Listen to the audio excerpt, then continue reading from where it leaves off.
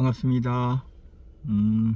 오늘은 정합에 관한 좀 더 지난번에 이렇게 대략적인 어떤 정합을 설명했다면 이젠 좀 구체적인 정합에 대한 개념 설명을 한번 더 해야 될 것 같습니다. 보통 이제 덕트에서 정합과 동합을 분류하는 방법이 상당히 좀 어렵다고들 하십니다. 근데 이제 개념을 한 번만 잡으면 조금 쉬워지는데요. 정합이라고 하는 것은 어떤 개념이냐면 마지막으로 바람을 토출하거나 빼는 공간에 필요한 압력을 정합이라고 딱 규정을 짓습니다. 여기에서 요 정도 빨아 당기려면 요 정도 힘으로 빼면 되겠다라고 딱 정해진 그 값을 정합이라고 펼쳐진다면 이 정합을 토출구에서 나오는 이 정합이 마지막 송풍기 토출구에서도 똑같이 나와야만 이게 원하는 값이 그대로 빨려지는 압력이 그대로 유지가 되겠죠. 그런데 여기를 맨 말단에서 뽑으려고 하는 정합이 만약에 10이라고 한다면 그 덕트가 어떻게 통과가 됐든 마지막 송풍기에선 10을 빼내야 되는 게 학문적인 원리적으로 맞을 겁니다. 그렇다면 요 10이 마지막 송풍기까지 10으로 갈 때 뭐 공기 중으로 아무런 저항이 없다면 당연히 10만 고려하면 되지만 뭐 덕트를 통과할 것이고 뭐 댐퍼도 통과하게 될 것이고 중간에 덕트 배관이 휘어지는 바람에 뭐 무리하게 벽을 통과하면서 마찰 저항으로 인해서 힘이 분산될 거 아닙니까? 그렇게 마찰 저항으로 없어질 것을 고려해서 얹어 가지고 송풍기에 넣는 겁니다. 만약에 송풍기 말단에서 필요한 게 10인데 이게 쭉 올라가서 저항으로 없어질 게 5다 그러면 당연히 송풍기에 15 정도를 고려하면 송풍기가 돌아가면서 5는 날아가 버리게 되고 10을 빼서 10에 대한 정합이 그대로 유지가 되는 거죠. 요때 정해져 놓고 미리 정해져 놓고 이렇게 빼야 되겠습니다라고 한 것은 우리가 정합이라고 하고요.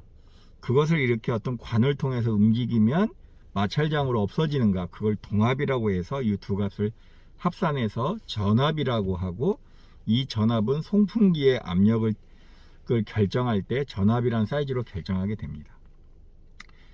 이런 기본 개념에서 또 학문으로 또 파고 들어가면 정합이 뭐냐고 물어보면, 그러면 덕트의 구멍을 딱 막아 놓은 상태에서 송풍기가 빨아 당긴다 그러면 덕트 안에 압력이 없냐, 이렇게 일정한 압력으로 송풍기가 빨아 당길 때 덕트 안에 골고루 흐름이 없는 상태에서 걸리는 압력, 이것을 또 정합이라고 합니다.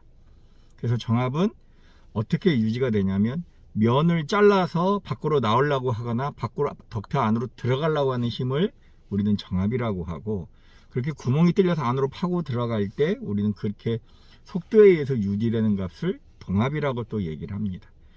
아마 이 첫 번째 개념 정리했던 요 부분과 두 번째 가설로 인해서 이 정합과 동합의 개념을 이해하기가 상당히 어려울 겁니다. 그런데 덕트 기술에서는 실용학문이기 때문에 첫 번째 개념 정합이라는 것은 마지막 관말에서 얼마의 힘으로 뺄 건지를 미리 사전에 정의해서 딱 얼마가 필요해, 만약에 30mm AQ가 필요해, 그런데 덕트가 100mm야 100m야 100m 동안 0.01 정도의 마찰 손실이 있을 거야. 그러면 필요한 정합 30과 덕트를 통과하면서 없어지는 100m에 0.01mm AQ니까 그러면 10mm AQ가 마찰 손실로 없어지네.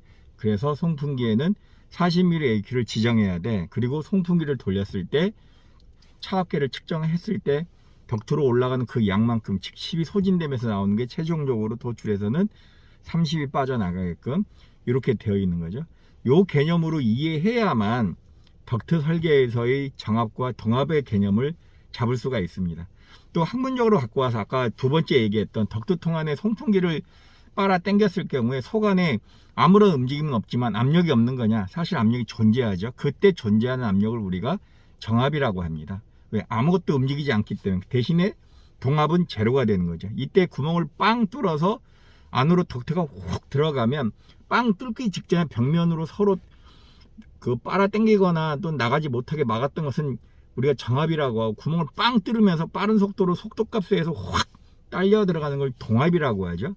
요 두 가지를 합산한 것을 송풍기 전합이라고 하는 건데, 이런 것들은 개념 설명을 위한 언제 동작형 개념인 것이지 덕트처럼 실용적 학문에서는 이런 개념을 도입하다가는 정합이 헷갈리게 됩니다. 그래서 정합은 관말 부분에 정해져 있는 압력인 거고, 동합은 어떻게 이송을 하든 없어질 값, 즉 마찰 저항값에다가 최종적으로 송풍에서 나가는 전압은 어떻게 되느냐, 지정된 정합만큼 그 이상으로 나가야만 이것이 정합과 동합에 맞는 개념이라고 생각합니다.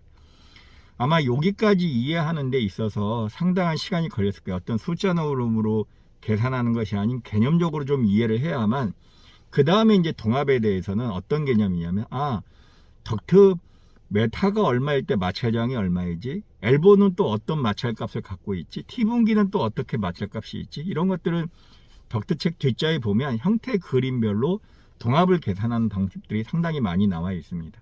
그러니까 그 값에 의해서 값을 정리하면 되는 것이고요. 그 정리된 값에 의해서 마찰 손실값을 계산해서 지정되어 있는 정합에다가 얹어주시게 되면 이것이 송풍기 전합이 되는 거죠.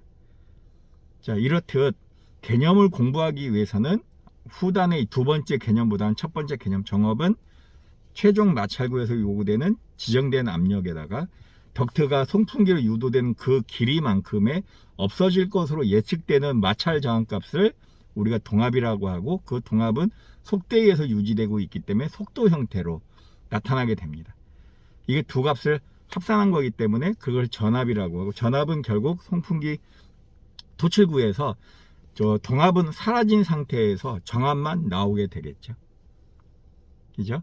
그래서 우리가 그 차합차, 흡입과 토출축의 차합차를 측정했을 때 가장 말단에서 나오는 30이 그대로 유지가 된다라고 하면, 송풍기의 전압은 40에 흡입구가 30, 토출구가 30이라고 한다면 10만큼 마찰 저항으로 손실됐다. 그래서 동합이 10만큼 고려된 거구나를 판단할 수 있습니다. 분석 기법에서는 요 바로 흡입구가 정합이기 때문에 그 흡입구의 속도값이나 차합차를 측정해서 그때 그 차합차를 이용해 가지고 정합을 측정하게 되어 있습니다. 여기까지 정합과 동합을 이해하셨다면 이제 여러분은 본격적인 설계에 들어갈 수가 있습니다.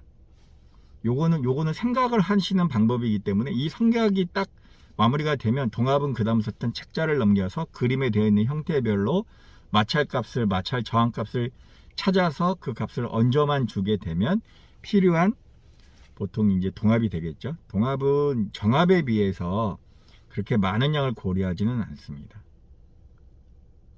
여기까지 이해하셨다면 이젠 여러분은 본격적인 덕트 설계에 입문하셔도 됩니다.